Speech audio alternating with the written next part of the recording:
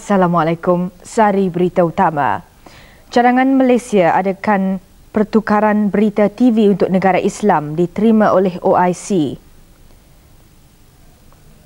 Rusuhan pelajar di Korea Selatan menjadi-jadi. Mesyuarat Majlis Tertinggi UMNO berlangsung di Ibu Negara pagi ini. Semua ahli Majlis Tertinggi menghadirinya. Ini termasuk timbalan Presiden dan 3 orang naib Presiden. Mesyuarat yang sedang berlangsung ini bermula pada jam 9 pagi tadi.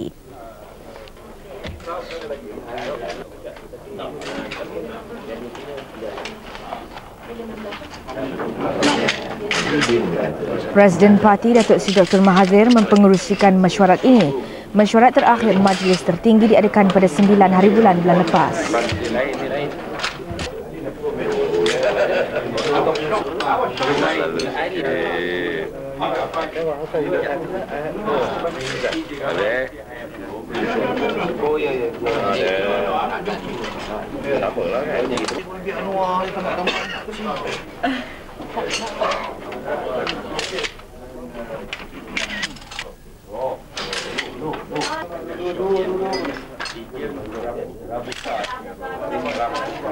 Peranan dan perjuangan Kesatuan Sukarja bukan semata-mata untuk kepentingan ahli. Ia meliputi skop yang lebih luas termasuk kepentingan jabatan dan negara. Demikian tegas Ketua Menteri Melaka Datuk Seri Abdul Rahim Tambici. Ucapannya disampaikan oleh wakilnya Pengerusi Portfolio Pembangunan Desa Negeri Haji Yassin Sarif di perasmian Persidangan Perwakilan Kesatuan Sukarja Perkhidmatan Bomba Semenanjung Malaysia di Melaka. Katanya dalam menjalankan tanggungjawab, Kesatuan Sukarja tidak harus meletakkan kepentingan diri melebihi kepentingan jabatan. Apa jua masalah yang timbul hendaklah dibawa ke meja perundingan. Kerajaan sentiasa berusaha mengadakan hubung baik dengan Kesatuan walaupun terdapat rasa tidak puas hati terhadap sesuatu isu. Kira-kira 100 orang menghadiri persidangan yang julung kali diadakan ini.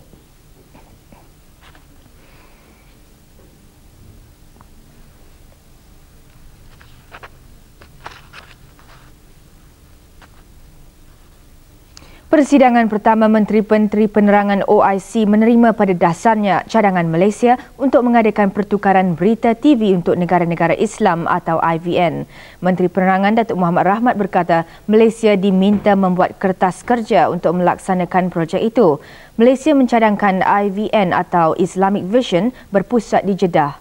Untuk itu, negara-negara Islam khususnya Arab Saudi diminta mengadakan satelit khas. Beliau berkata demikian kepada wakil RTM Nidaul Islam di lapangan terbang antarabangsa Jeddah sebelum berlepas pulang ke Malaysia. Datuk Muhammad juga berkata persidangan Menteri-Menteri Penerangan OIC bersetuju supaya Agensi Berita Islam Antarabangsa IINA dan Pertubuhan Penyiaran Negara-Negara Islam ISPO digerakkan semula. Jawatan kuasa 6 buah negara ditugaskan untuk tujuan itu. Jawatan kuasa itu dipengerusikan oleh Arab Saudi, Malaysia sebagai naib pengerusi. Jawatan kuasa itu juga akan bermesyuarat 6 bulan sekali untuk melaksanakan setiap keputusan yang dibuat oleh persidangan.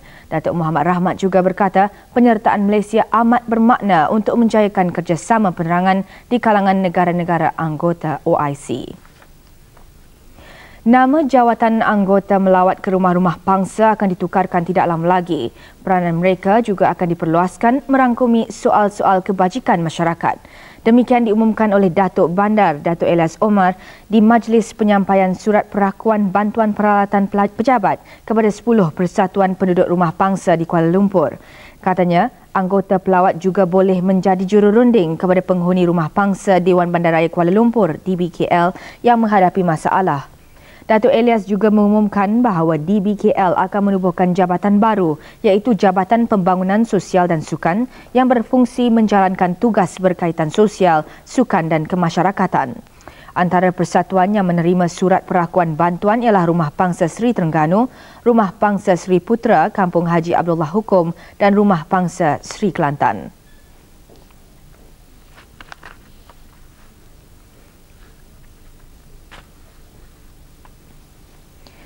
Seorang nelayan dihukum gantung oleh Mahkamah Tinggi Pulau Pinang kerana didapati bersalah mengedar 18.23 gram heroin 4 tahun lepas. Mat alias Abdul Rahman, 22 tahun, mengedar dadah itu di hadapan syarikat Hoi Hong di Pangkalan Well di Pulau Pinang pada 24 hari bulan Februari tahun 84. Beliau didapati bersalah di bawah Seksyen 39B Akta Dadah Berbahaya. Dalam keputusan itu, Hakim Datuk Wan Adnan Ismail berkata, mahkamah tidak dapat memberi kelonggaran kepada Mat alias walaupun beliau berumur 18 tahun apabila ditangkap.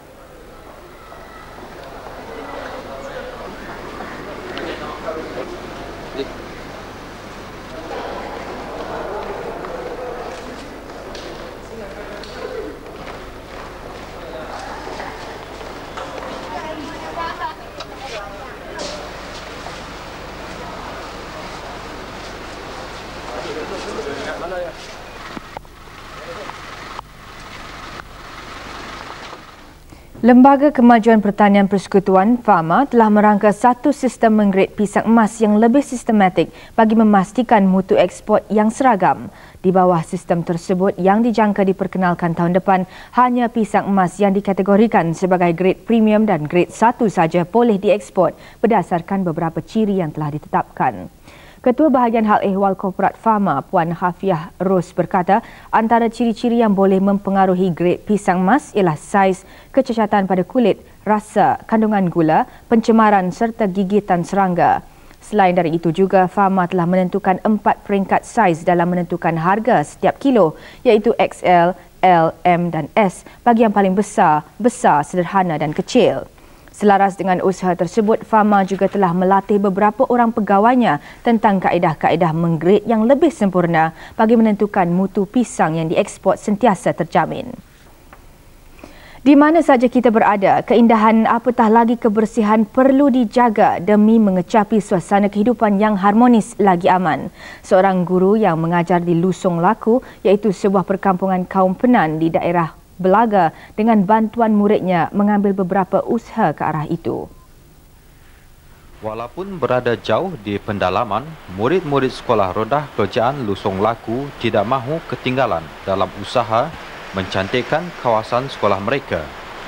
Berbagai jenis bunga ditanam. Kalau suka untuk mendapatkan pasu, tin-tin begini sudah memadai. Ini jelas membuktikan bahawa mereka tidak mahu ketinggalan dan ingin memulakan hidup cara baru. Landscaping ini adalah satu daripada kegiatan co-curriculum murid-murid di sekolah ini ataupun dinamakan gerak kerja co-curriculum.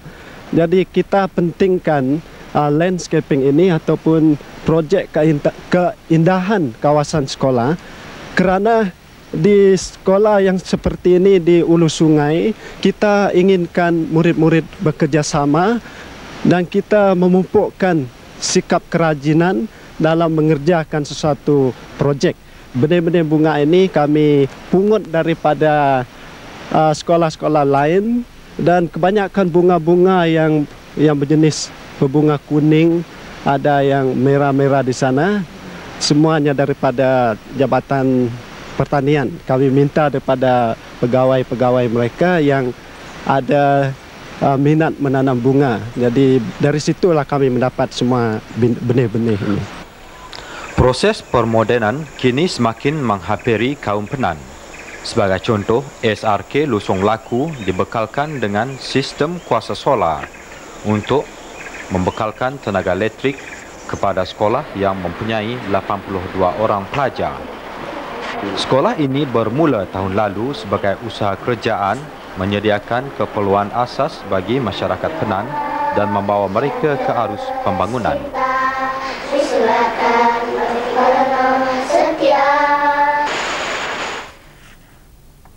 Lembaga Elektrik Negara telah meluluskan 11 projek bekalan elektrik luar bandar berharga 3.2 juta ringgit bagi 21 buah kampung di Parit Raja dekat Batu Pahat. Jurucakap LLN berkata projek itu yang sedang dilaksanakan secara berperingkat-peringkat akan memberi faedah kepada hampir 1,000 orang pengguna. Sebanyak 9 projek lagi di kawasan itu yang dikenal pasti di bawah rancangan Malaysia Kelima masih belum diluluskan. Di bawah rancangan Malaysia sebelumnya, sebanyak 12 projek seumpama itu yang melibatkan kos 2.5 juta ringgit telah dilaksanakan sepenuhnya di 24 buah kampung di kawasan Parit Raja. Ia memberi faedah kepada hampir 1,000 pengguna, kata jurucakap itu. Kaum wanita perlu bersedia menghadapi pelbagai cabaran jika mahu menjadi seorang pemimpin yang berkaliber. Ini dinyatakan oleh Menteri Muda Kebajikan Am Sarawak Hajah Sharifah Mordiah di penutup kursus kepimpinan wanita kedua peringkat Zon Malaysia Timur di Kuching. Kursus selama 2 minggu ini dihadiri oleh 22 orang peserta dari Sarawak, Sabah dan wilayah Persekutuan Labuan. Rusuhan para pelajar di Korea Selatan semakin menjadi-jadi. Kali ini pejabat kerajaan Amerika Syarikat di Bandar Gwangju menjadi sasaran mereka. Rusuhan berlaku apabila kira-kira 100 orang pelajar radikal menyerang bangunan pejabat penerangan kerajaan Amerika Syarikat dengan bom-bom api dan juga batu. Dalam kejadian ini, 13 orang anggota polis dilaporkan cedera. 2 daripadanya dikatakan cedera parah. Para perusuh ini menjerit slogan meminta Amerika keluar dari Korea serta meminta penangkapan bekas Presiden Korea Chun Doo-hwan yang dikatakan terlibat dalam rasuah dan kejam sejak 7 tahun pemerintahannya. Beberapa kerosakan besar dilaporkan berlaku. Beberapa buah kenderaan dan juga bangunan dilaporkan mengalami kerosakan teruk. 4 orang pelajar ditangkap.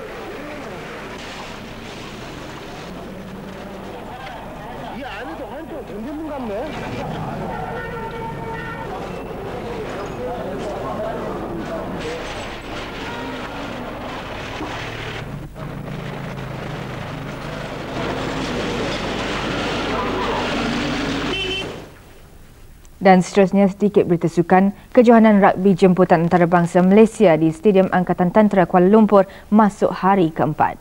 Semalam juara bertahan tentera New Zealand yang berpangkalan di Singapura kalah kepada pendatang baru Newcastle dari Australia 7-13. Pada perlawanan separuh masa, Newcastle mendahului 10-0. Newcastle memperolehi 1 try dan 3 penalti, manakala New Zealand hanya mampu memungut 1 try dan 1 penalti saja. Kedua-dua pasukan ini akan bertemu sekali lagi hari ini untuk menentukan johan dan naib johan. Newcastle berbaju putih. Sekian berita dari TV Malaysia. Assalamualaikum.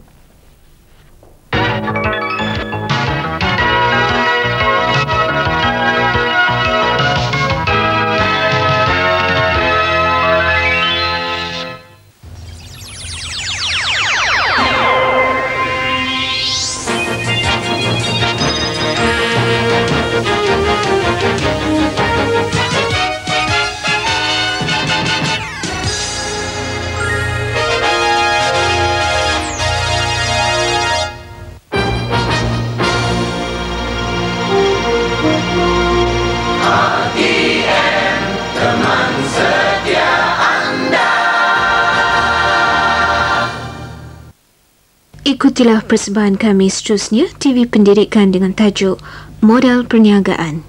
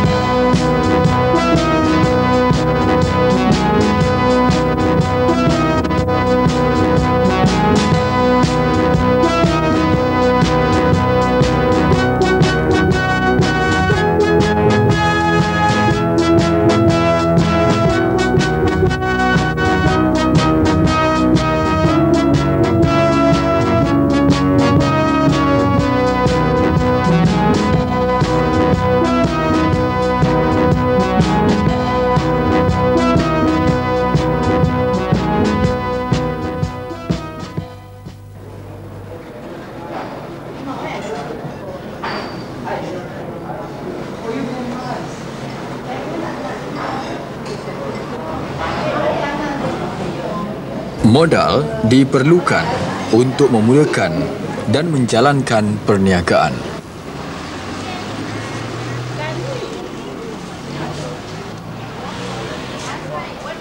Dalam kedai runcit ini, modal terdiri daripada rak-rak pameran,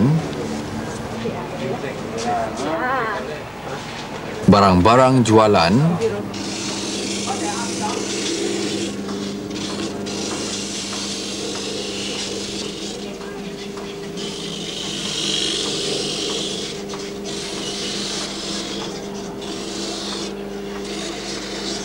alat-alat kelengkapan,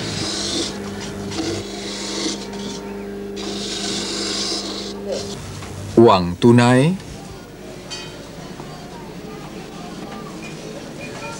wang di bank dan lain-lain lagi.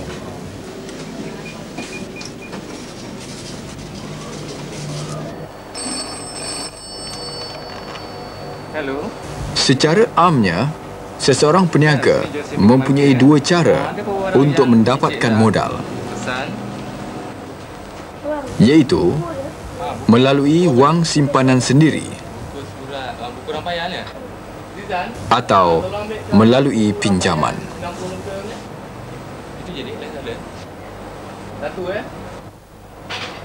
Wang simpanan sendiri biasanya menjadi sumber utama untuk modal perniagaan.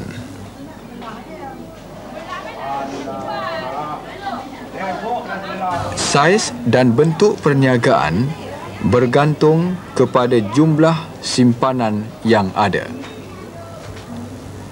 Peniaga perlu mengadakan wang yang mencukupi sebelum memulakan perniagaan.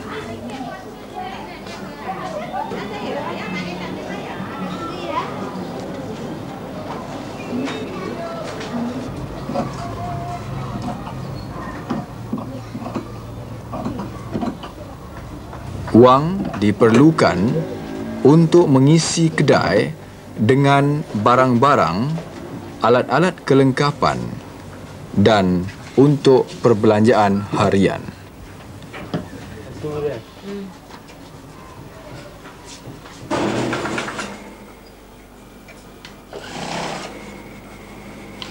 Jika wang simpanan tidak mencukupi, harta benda kepunyaan peniaga boleh dijual untuk menambahkan modal.